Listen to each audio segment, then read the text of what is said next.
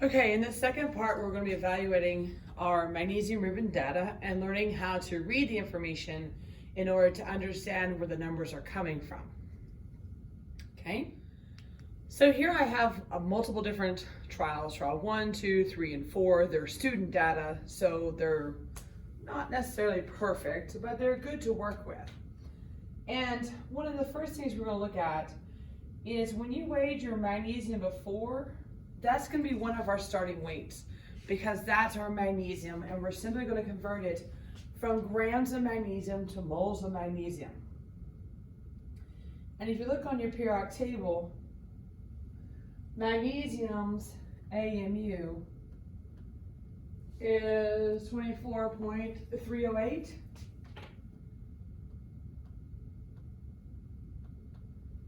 And that's what we use to convert it. Okay, so our second information comes from understanding what's happening in our reaction.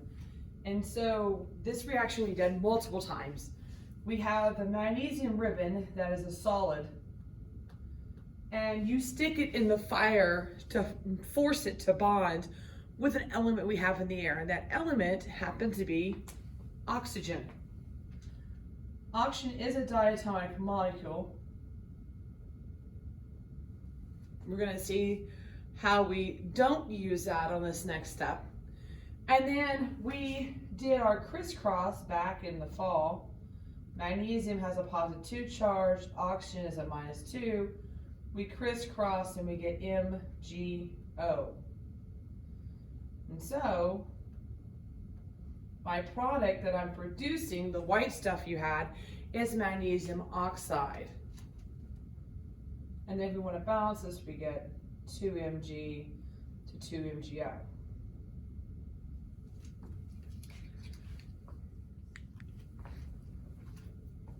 So the reason that's important is this measurement right here. The reason your magnesium ribbon gains weight is because it's bonded with the oxygen that produces magnesium oxide. So to find out how much oxygen I have, I'm going to take the difference between these two steps.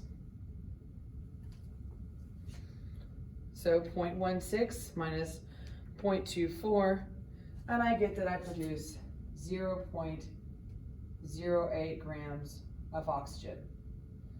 And oxygen's AMU is 16.00 grams per mole. Now the second place that you can get this information from, if you did not break it down to your magnesium ribbon, is most of you that I saw were weighing your mass together, which was the crucible and the ribbon. And so if I take the difference between these two steps, I will get my oxygen as well. So we're learning how to use our data to figure out the information we need in order to figure out our conversions. So let's go look at this. I've preset this for you. As we said before, we have our magnesium ribbon that we weighed before, and this I can use strictly as it is, the 0.16. And so I take my 0.16, set up over 1 like we've been doing this whole time, and I'm going to go convert it from grams to moles by using the AMU. So 24 grams magnesium to 1 mole magnesium, and I get this decimal number. And I'm going to keep all these decimal numbers right now because this is not my finished product. Okay? Then when I make difference magnesium and magnesium afterward, I 0.8, the 0.8 grams, set it up like we do. I'm going to go from the mole using the of oxygen. I'm not O2. I get the mental form oxygen just O. And this is confused when you write equations to O2, but with this process using just oxygen. So we have 0.16 bottom on top, going to 0 divided by 16, get 0.05. Now your final step is we've got to divide by the smallest number. So 0.005 is the smallest number. And when I divide by those two, I get 1 mole and 1.3. So for this team, this is pretty good. This is basically almost a 1-to-1 ratio. Not entirely perfect, but pretty good. Again, this is experimental data. And this is what I want you doing with your data. Do you produce that ratio between MgO? Try your hand at your data, see how you do. Let's see how well you did with your experiment. So here's just another representation of empirical formula. We'll title this More Practice. And these set of problems they're going to present to you using a percent instead of using like grams from weighing it in lab.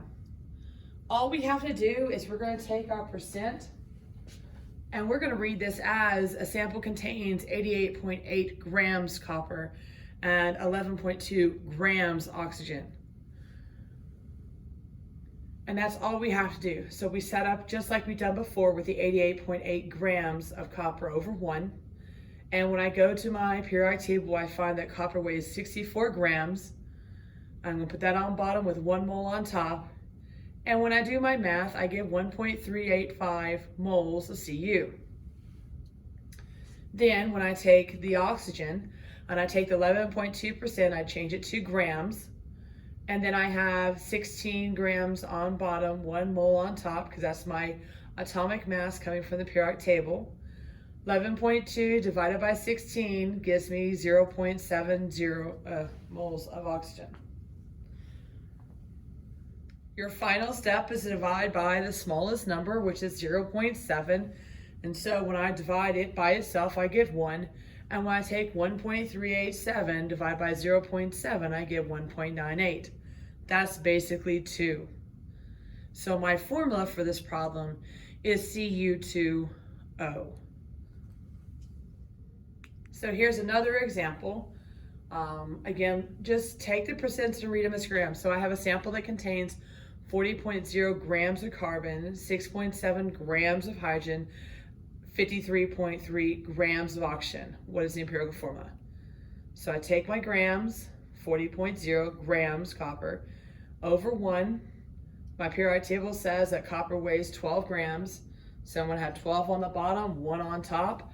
And when I do my math, I get 3.33. Likewise, I take the 6.7 grams of hydrogen, put on top over 1.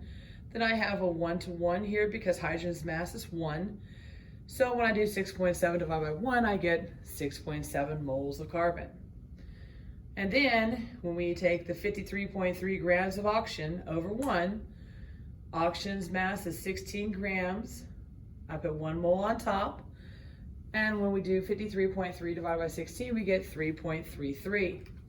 3.33 is the smallest number of all of these. And so we're simply going to divide by it. And when I divide 3.33 by itself, we get 1 mole of carbon.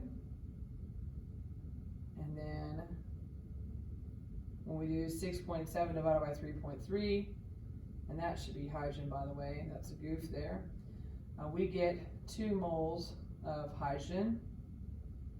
And then when we divide this by 3.33, we get 1 mole of oxygen.